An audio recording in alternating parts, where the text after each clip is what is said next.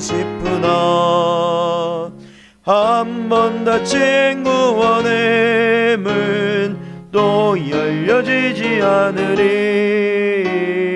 구원으로 인도하는 그 좁은 문 들어가 영생으로 인도하는 그 생명길 갑시다. 아멘.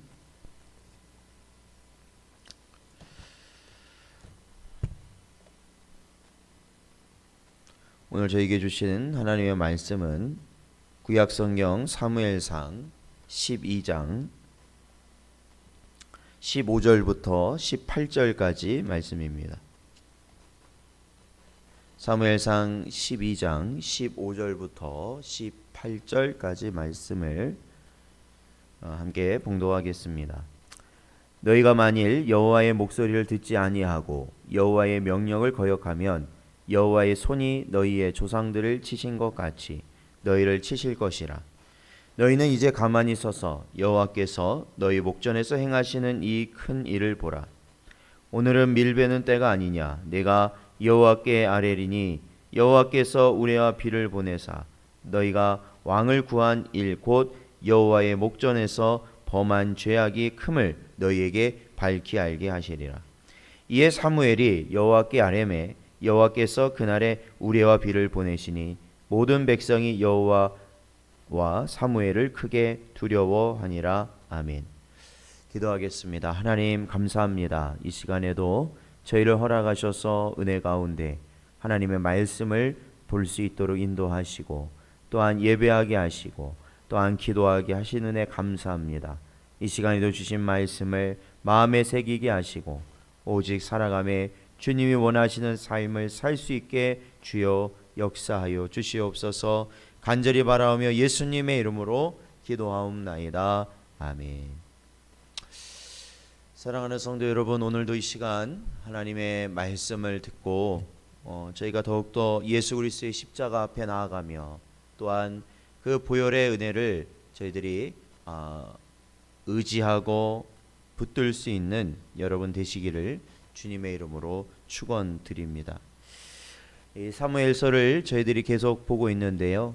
이 사무엘서가 시작되었을 때, 즉 이 사무엘서가 이 사사기의 마지막 시대를 지나서 이제 새로운 시대를 보여주는데, 그것은 이 왕정이 시작되는 시대, 즉 이스라엘의 왕이 등장하는 시대가 이 사무엘서에 기록되어 있습니다.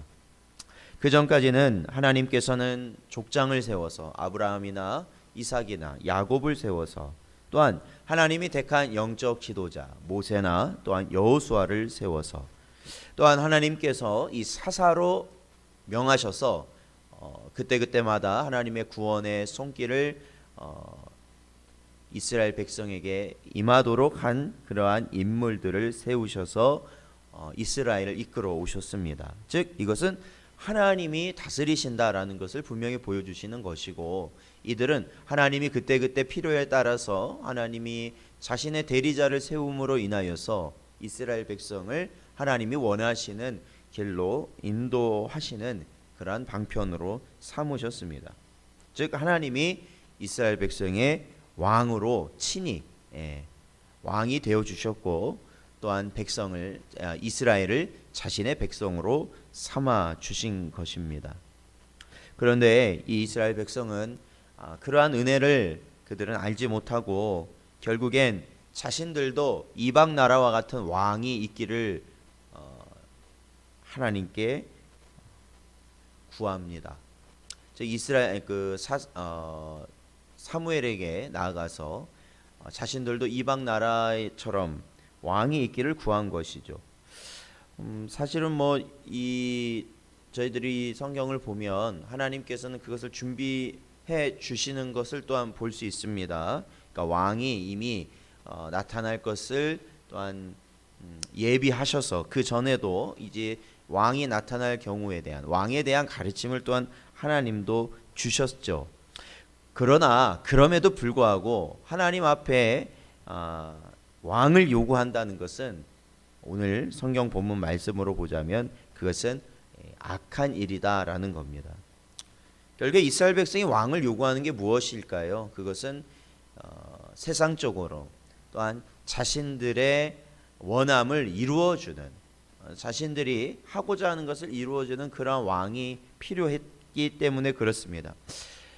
우리가 이게 신앙생활을 하면요, 우리가 믿음 생활을 하면은 우리가 간혹 잊어버리고 사는 것이 있는데, 그것은 우리가 살아가는 것, 우리가 이렇게 믿음으로 살아가는 것은 나를 위함이 아니다라는 것을 잊어버려요. 오직 하나님의 뜻을 이루기 위함이고 하나님의 영광을 올리기 위함이라는 것을 잊어버린 채 우리의 하는 모든 의식들이 나를 향해 있게 되는 모습을 보게 됩니다. 말씀을 읽어도, 아니면 예배하여도, 기도하여도, 찬양하여도, 우리가 봉사하여도 그 모든 것이 나에게 유익, 나를 위해서 하는 것이 되어질 때 참 그것이 얼마나 하나님 앞에서 부끄럽고 정말로 그것이 악한 일이라는 것을 우리는 깨닫지 못할 때가 많이 있습니다. 사랑하는 성도 여러분, 이스라엘 백성들이 왕을 요구하는 것은 결국 자신의 뜻대로 살아가고 싶다라는 겁니다. 이방 나라들이 이 강성한, 그렇죠, 군사력도 강하고 경제력도 강하고 정말로 모든 문물이 뛰어난 것을 이스라엘이 보았을 때 자신들은 어떻게 보면 너무나도 초라해 보였을 것입니다. 언제든지 그러한 외적의 침입에 뭔가 이렇게 조직적으로, 아니면 뭔가 준비되어 있는 모습이 아니라 그냥 그때그때 하나님께서 사사를 세우신다든지 그로 인해서 이기는 걸 보면 너무 위태롭게도 여겨졌을 수 있습니다. 그러나 하나님께서 그렇게 하신다는 것은 하나님이 친히 이 백성을 다스리고 계시다라는 표였지만 그것을 인간들은 깨닫지 못하였고 그것을 원하지도 않았다라는 것입니다.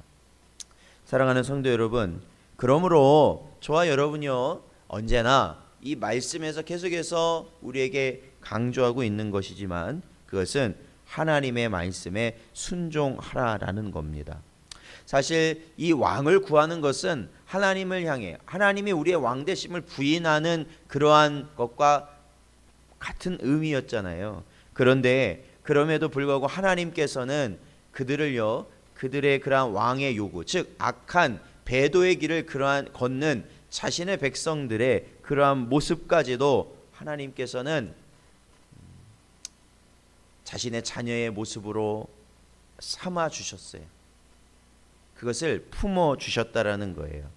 그런데 그러한 모습 가운데서도 하나님께서 그것을 품으시기 위해서 이스라엘 백성에게 요구하신 것은 바로 하나님의 말씀을 들어라라는 겁니다.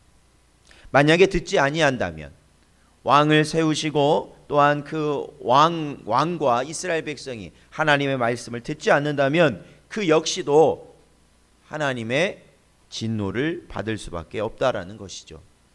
사도행전 5장 29절 말씀에 보니까 베드로와 사도들이 대답하여 이르되 사람보다 하나님께 순종하는 것이 마땅하니라. 아멘. 그렇습니다. 사람보다 하나님께 순종하는 것이 맞다라는 것이에요.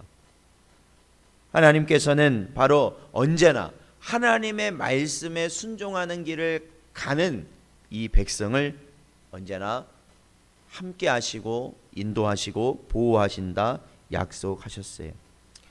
그리고 하나님께서는 이 모든 이스라엘 백성이 이제 나라로 되어지고 이 국가가 점점 더 세워져가는 그 모든 것들이 하나님의 손에서 이루어질 것임을 다시 한번 천명하시죠. 16절에 보니까 너희는 이제 가만히 있어서 여호와께서 너희 목전에서 행하시는 이 큰 일을 보라 말씀하셨어요.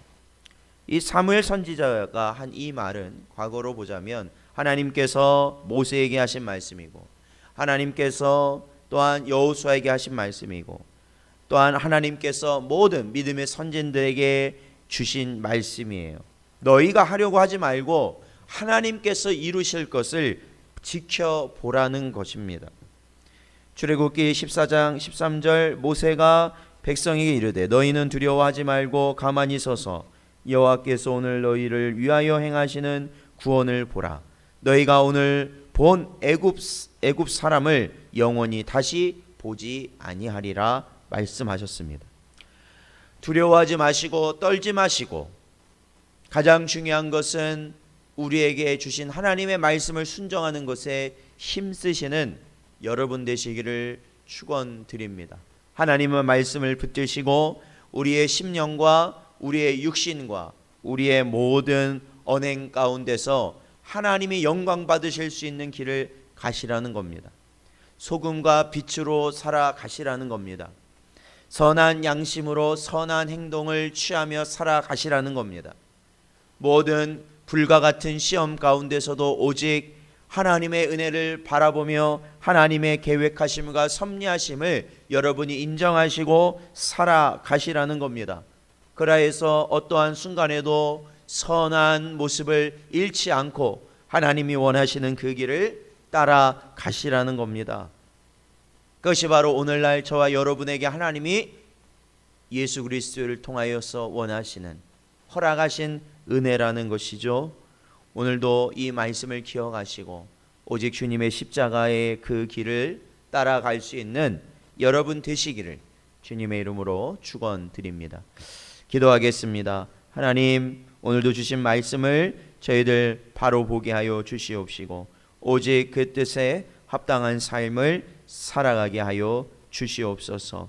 아버지 하나님, 계속되는 역병의 사태로 인하여서 전 세계가 근심하며 두려워하고 있습니다.